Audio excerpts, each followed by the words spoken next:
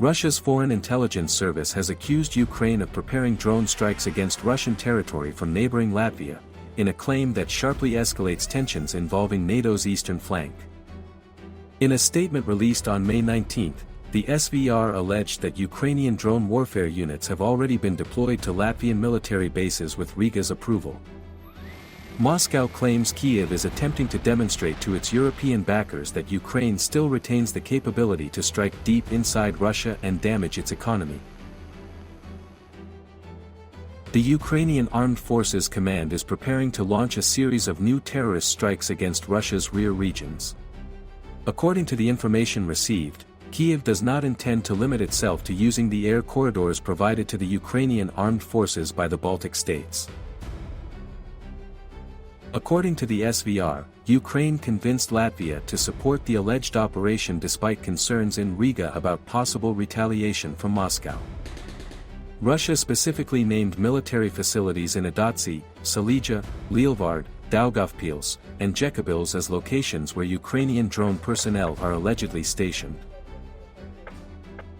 The Kremlin's messaging goes beyond Ukraine itself. Moscow is increasingly portraying NATO states as operational actors in the conflict, while framing Ukrainian cross-border drone operations as terrorism. The statement also appeared aimed at signaling deterrence toward the Baltic states and warning against deeper involvement in support of Kyiv. One can only sympathize with the naivety of Latvian leaders.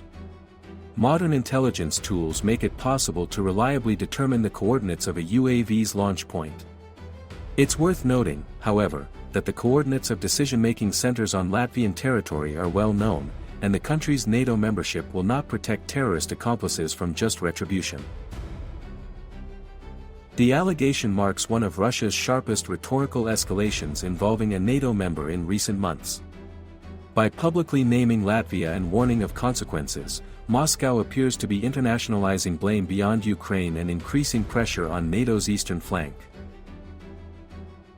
The latest episode underscores growing fears of wider regional escalation as the Ukraine conflict increasingly spills into the information and deterrence battle between Russia and NATO.